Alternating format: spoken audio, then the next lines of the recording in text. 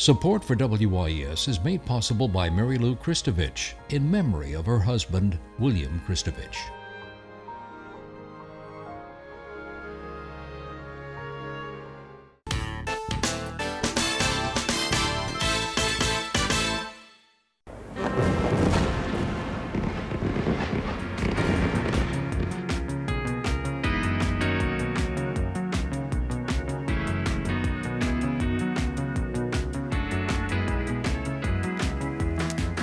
Happy New Year! Yes, indeed. Good evening. I'm Peggy Scott Laborde, and welcome to Steppin Out. And of course, we're spotlighting the New Orleans area's arts and entertainment scene. Seated at our table tonight, the award-winning, always, Poppy Tooker, host of the WWNO radio program Louisiana Eats. Hi, Peg. Good to see you. Hi. Food and travel writer, USA Today, Country Roads, Beth Diodano, here to discuss her brand new book, 100 Things to Do in New Orleans Before You Die. Oh boy. Okay, so let's keep moving. Huh? Yes. Welcome. Thank you. So nice to be here. Of course. Thank you. And Steppin Out theater critic Alison St, who is also the editor of the Crescent City Jewish News. But first up, Poppy. Peggy, we have to start off today. Of course, it's 12th night, but it's also Leah Chase's 94th birthday. So we have to send Mrs. Chase a big happy birthday wish from all of us here. And we'll talk king Steppin' cakes Out. next week, right? Absolutely. Okay. Then we also have to congratulate Antoine's, because Tuesday, January 10th, has been designated National Oysters Rockefeller Day. And to celebrate, every dining patron at lunch and dinner can get a free order of oysters Rockefeller. That's a good deal. That's Tuesday. See you at Antoine's. Then there's been this fantastic new project that just opened up right before Christmas. Simone's Market on Oak Street. It's where the Woolworths used to be. So Yes, we I all know remember it where well. this is on Sure. Oak Street.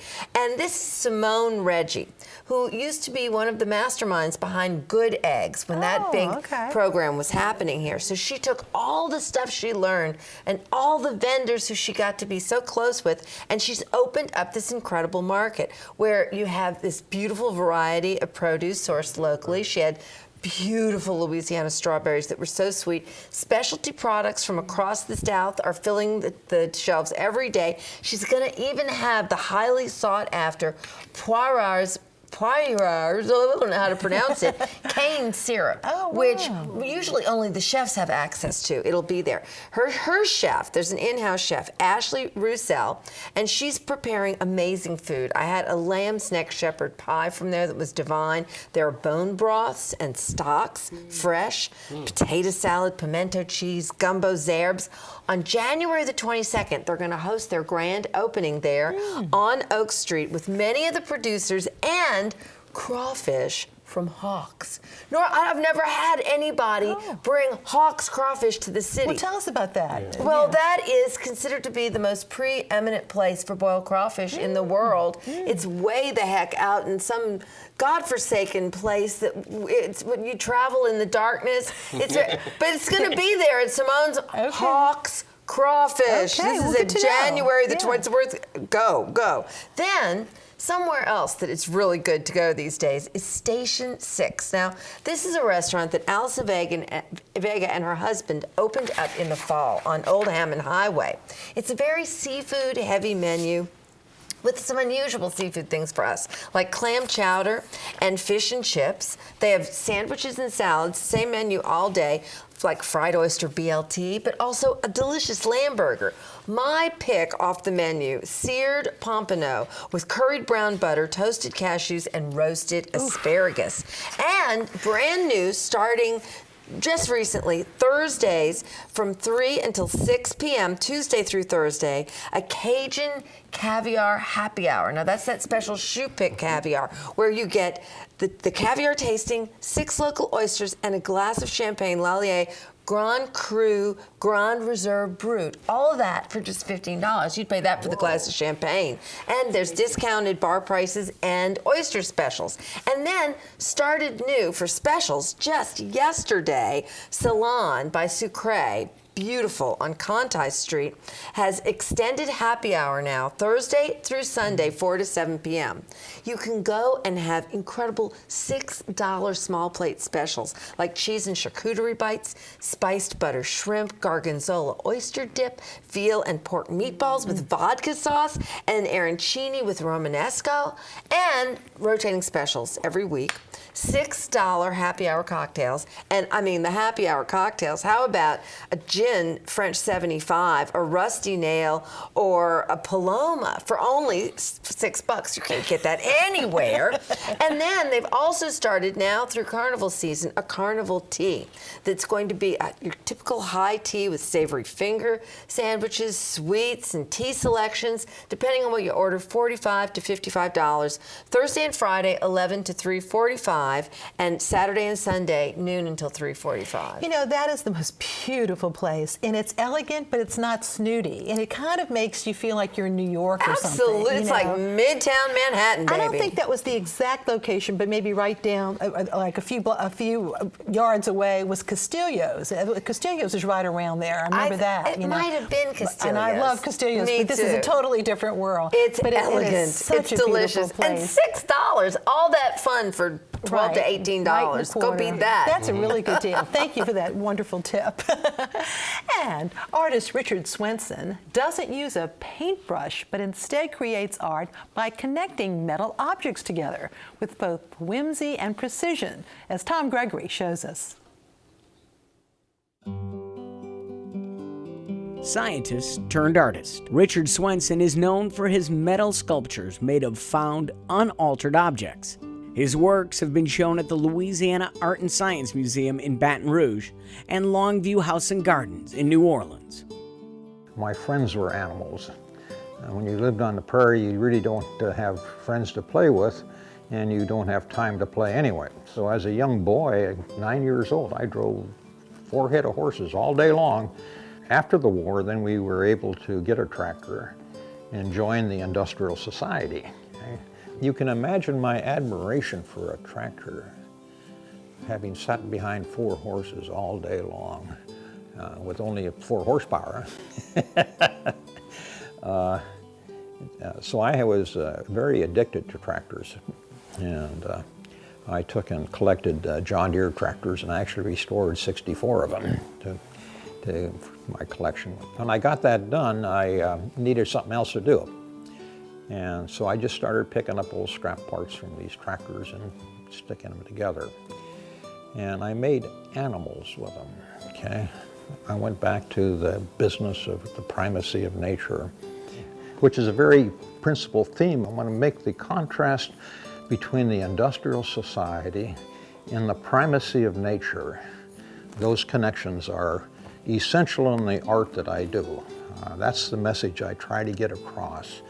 How can I symbolize that in these animals? How can I make you recognize that this is just a bunch of junk or this is an animal? How can I get a message to you that we need to respect the primacy of nature? Here's the key. This is a piston and a connecting rod. All your engines and cars are made with these things. Some people don't even know what this is. At any rate, in the beginning, all they could do was push in one direction, okay? Bring it back, push. Some guy came up with this notion of a connecting rod for all of a sudden we were able to make linear motion go into circular motion and torque. And once we got that, then the industrial revolution really took off. We got steam engines and propellers and gears and pulleys and belts and all sorts of things that would alleviate muscle, okay? So here's the key. This connects the industrial society to the primacy of nature, in my view. Now, I don't expect anybody walking up to a piece of art and seeing all this connecting rods all over it to recognize that connection, but it's important to me. I want to plant that connection in there. I want to try to express that conflict of background, okay? I want to regurgitate my subconsciousness. I made these animals the way I see them. I didn't go get a picture of a horse. I didn't want to do that. I wanted to make the horse what I think the horse looks like, okay? So I exaggerate and I make it abstract. I bring out the character of the animal as much as I can, even be constrained by the pieces of junk I can find, okay? But the reason I do it is I enjoy it. It's satisfying to me. It gives me something to do. And then I try to give this message of this connection between our background in nature and where we're going now in this. And I do it by trying to connect them together with a connecting rod. But I also do it because I get enjoyment out of people looking at it. And that's why I have art in public places. Because it actually gives them some enjoyment. And so I like that. Okay, that's my reward. Originally from Mississippi, Swenson now resides in Los Alamos, New Mexico, and is represented by New Concept Gallery in nearby Santa Fe. A little later, we'll be telling you about an exciting new show by New Orleans artist Michael Leday, opening here this weekend. And now it's time for Beth. Where'd you get the idea to do this book, 100 Things to Do in New Orleans Before You Die? So I think I've been getting ready to do this book since I first started coming to New Orleans in the early 90s. But the publisher contacted me about a year ago. So this is a series of cities? It's a series. I think there's about 50 of them. And so I was very pleased to be asked to do the New Orleans edition. But I really think it's something I've been thinking about. You know, New Orleans is a place that you collect experiences naturally. Everybody does that. And as a journalist, curating and sort of gathering and observing is sort of second nature, I think. Now let's go through some categories in terms of quickly food. Sure. Well, that was one thing you got to do. So it was, Poppy could chime in. Oh my gosh! It could have been all 100 things would have been food and drink, right? Yes. So I think I ended up with 37, and it was tough to narrow it down, you know, but. One of my favorite spots is Cady's in Mid-City. I love that place so much. It's often where I take guests and friends directly from the airport. We'll go there because it's so wonderful. And they have a really good cochon de lait po' boy. I mean, actually everything is good there. A quintessential neighborhood restaurant it's so in Mid-City. warm and welcoming. I love that place. What about something for the outdoors? So today might not be the best day to do it, but I really love to watch the sunset at the lake along the walkways there, and you know, have some wine and maybe watch the sailboats. Or the other thing, which is also relating to the lake, is across the lake in Mandeville, those wonderful cottages and the cabins that stretch out over the lake. Fontainebleau Bleu State Park. That is such a deal. I think that's amazing. A hidden treasure, isn't it? It is wonderful. That you can rent those. You know, it's almost an experience you'd have in, you know, the South Pacific or something, because when you're in bed, you hear the water lapping up underneath you. Or like Littlewoods. Some people might remember that too. It's kind of like that. Is it? Yeah, it is. Yeah. And what about in the quarter? So in the quarter, you know, it's carnival season officially today, and I think one of the funnest things to do is to shop for wigs at Fifi's. I love to do that. I love to try them on and add to my collection and try to get outrageous. And now it's perfect time to do that. Yes, absolutely. Yeah. In terms of gift shops, one of my favorites is the Historic New Orleans Collection one, but there are a lot of great gift shops down there too. Yes, that's one of my favorites as well. I mean, I just think that any kind of New Orleans themed item, they'll have it. You know, and that collection is an amazing spot. And I noticed in here you listed, in terms of music, the things that you do to listen to Kermit Ruffins. Yeah, I like that. Yeah, that would be. You can't be in a bad mood, you know, and hear and listen to Kermit. But even, you know, seeing Ellis Marsalis at Snug Harbor. Oh, sure. He's such a local treasure, and you know, I have to make sure I do that a couple of times a year, you know. I think we take that for granted, don't we? Yeah, we really do. We really do. And another really wonderful local treasure is John Cleary. Yes. And when he's in town, he's at Chiquiwawa oftentimes. I think I want to say on a Tuesday night. He's almost in residence, and that's another just amazing thing about living here. And back to the North Shore for a moment, the Dewdrop. That's a really special place that it's been preserved in Mandeville. It's fantastic. Yeah, I love that place. Yeah. And there's so much to do across the lake. That's another fun way to just add to an experience for guests if they come in from out of town, you know, going to do a swamp tour. There's a couple that I really love. And the riding on the Tammany Trace is a really fun thing to do as well. Absolutely. And speaking of Dewdrop, though, I know there are plans underway to try to revitalize the original Dewdrop, you know, which was a nightclub in New Orleans, and I'm hoping that happens too. You know, you're going to be giving a talk in February at the Hubbell Library. I am. My friend Bonnie Warren, who's all of our friends, I think, she suggested that I get in touch with them. I'm looking forward to that. They're a great group, and the book is available all over town. Yes, it is. Local. And on Amazon as well. And Kitchen Witch, which is one of my favorite. We love Kitchen Witch. I love Kitchen Witch. I love them. Yeah. And so I know you do a lot of freelance writing. Are you thinking about something next? Or? Well, I just got a really fun job to work with Frommer's. Pauline Frommer hired me to do an update on a brand new book about New Orleans. So that'll be for 2018. Look forward to that. Well, thank you. Thank you. So glad you could be with us tonight. Thank you so much. And New Orleans Magazine's quiz queen, Julia Street, has a question for us. Last time, Lorelei Schaefer told us what year the Battle of New Orleans was fought and who the two opposing generals were. It was 1815, and the generals were Jackson and Packingham. Now tonight's question. A nod to the Lion King, now playing at the Sanger Theater. This Greek-style structure in City Park has cement lions guarding its steps. Name the structure and the bayou alongside it. Email your answers to steppinout@wyes.org. Our prizes. Tonight we have a year subscription to Louisiana Life magazine. We also have an apron with the message, drink sake, stay soba, from our friends at wearablevegetables.com. We also have a $50 gift certificate to Kitchen Witch. Speaking of Kitchen Witch Bookshop, who continue to host their Sip and Shop and Stroll on Fridays from 5 to 7 with complimentary libations while you shop. Free parking right out front. It's right off Broad and near Bayou Road. And we appreciate their support. And you can also visit WYES.org to see our calendar of lineup of events. And you can link to our WYES YouTube channel to view our program. And now before we go to Alan for his review of The Lion King, here are a few scenes from the play, now on stage at the Sanger. It's the circle of life, and it moves us all through despair and hope,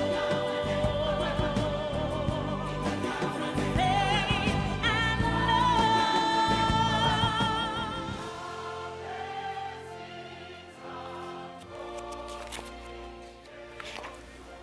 Alan, how many times have you seen this show? Well, it's my fourth time, actually. And it is an amazing production. And not to spoil it for those who have not seen it yet, but the opening of Circle of Life, we saw a little bit of that just now with the incredible costume designs by Julie Taymor, the giraffes, the elephant, the rhinoceros. It's just something to marvel at. And the music, you know, by Elton John and Tim Rice, of course, and additional music by Julie Taymor and Hans Zimmer and others is really spectacular as well. I should mention that there are, you know, some wonderful things about this production, including the two young actors who play young Simba and young Nala in the first act. But Deshaun Young, who plays the role of the older Simba, and we see him just for a little bit at the end of the first act. He apparently had been at NOCA and is a New Orleans native, and he played the role on Broadway. He returns to play Simba here along with Nia Holloway, who plays the role of Nala. And of course, my favorite name in all of Disney because it's Alan spelled backwards. Anyway, Boye Zama plays Rafiki. We saw a little bit of her, the wise and spiritual monkey. And then again, you've got Gerald Massey as Mufasa, the father figure in this. Mark Campbell, of course, plays the evil Scar. And there's great puppetry in this entire production. As always, you see the genius of Disney and translating it onto stage from an animated film. You get to see the characters of Pumbaa, played by Ben Lippitz, Timon, played by Nick Corleone, and the bird Zazu, that's played by Drew Hirschfeld. And they're really, really very good. They not only have great singing singing voices, but they also are great puppeteers. They manage to convey the essence of those characters from the animated film onto the stage. This is definitely kid-friendly. It does have some dark themes to it. There's no doubt about it. There is regicide and fratricide mentioned, and it's mostly filled with allegory about essentially growing up and finding courage to face one's destiny. The Lion King was the very first Broadway show to ever hit the $1 billion mark. It did so in 16 years. This is a really quality work. It's appreciated by kids of all ages, and I will tell you, the Lion King will reign at the Sanger until January the 28th. That's 25 days. We've got a few days left, so go check it out. Again, that's at the Sanger Theater. Meanwhile, move over, Michael Cerveris. Another Tony Award winner has had her time in New Orleans this past week, and she just loves it. I'm speaking about the one, the only Cady Huffman. Cady took some time off from her busy career to actually drive into town. She was checking out local food and the music scene, and also was involved with the TV show that they do, a reality show. It's called Pitbulls and Parolees. She worked with that group that was walking some of those dogs. She was at the New Orleans Mint and caught a lecture here about the Dewdrop Man, which you just mentioned, Peggy, and met our own local legend, Deacon John Moore there. Wow. Next up, Poppy. She wanted to go see if she could investigate that cross-dressing ghost over at Tujat's, but she could only find Mark Ladder there, and yours truly. And so, again, we had a great time. Of course, we went out onto the Algiers Ferry and looked at the scene there, and actually were serenaded by the Natchez playing Old Lang Syne, of course, for New Year's. Again, they played that on the Calliope, or as we say it here in New Orleans, and Callio. in terms of her famous roles that she's played, she was in The Producers. She, of course, was Ziegfeld's favorite in the Will Rogers Follies originally, and of course won the Tony Award for her role of Ula, and I'm not going to say all the names, in The Producers. Yes, absolutely. So again, a good deal for her to be here in town and get a little bit of our local culture. Michael McKelvey, by the way, is getting ready to produce Reefer Madness. That'll be coming up next week. We'll talk a little bit more about that. But he is the artistic director, if you remember, at Summer Lyric Theater at Tulane, and he announced this summer's season this past week.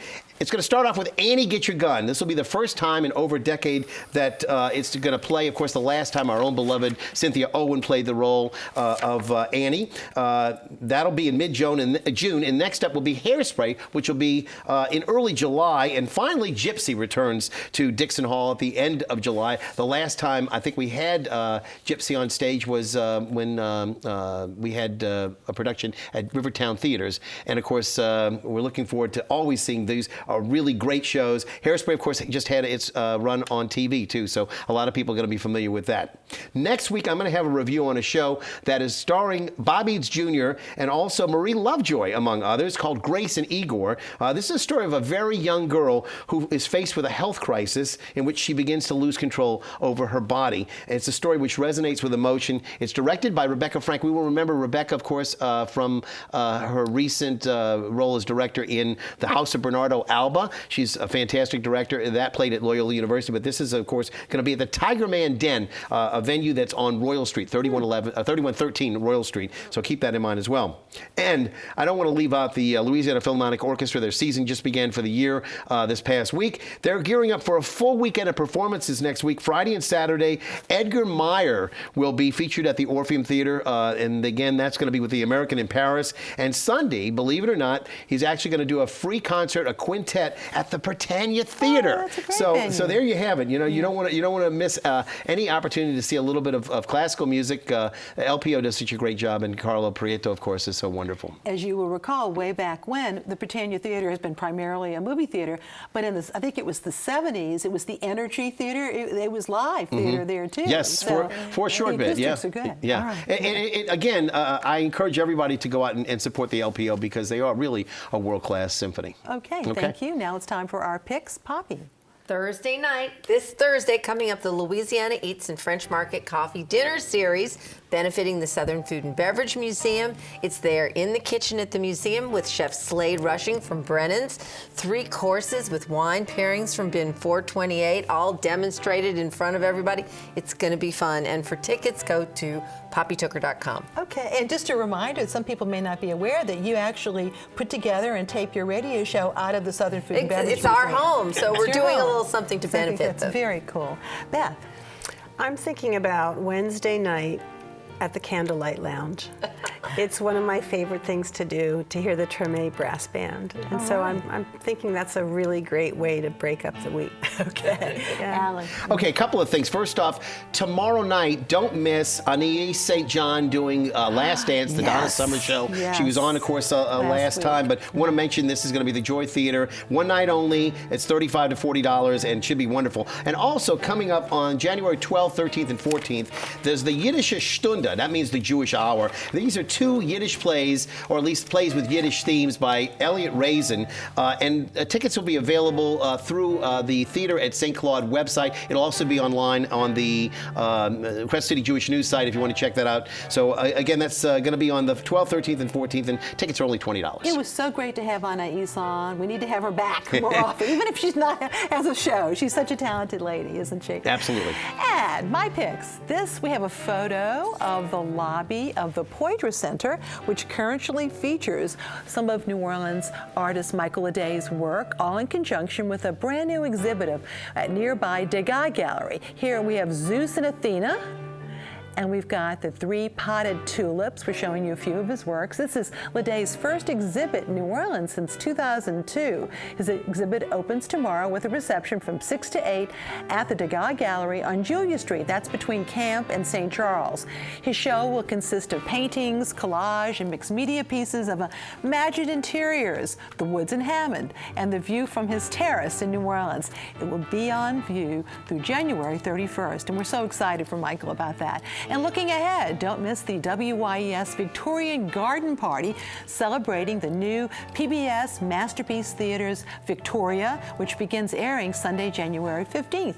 The Garden Party, which is a fundraiser for WYES, will take place Thursday, January 19th.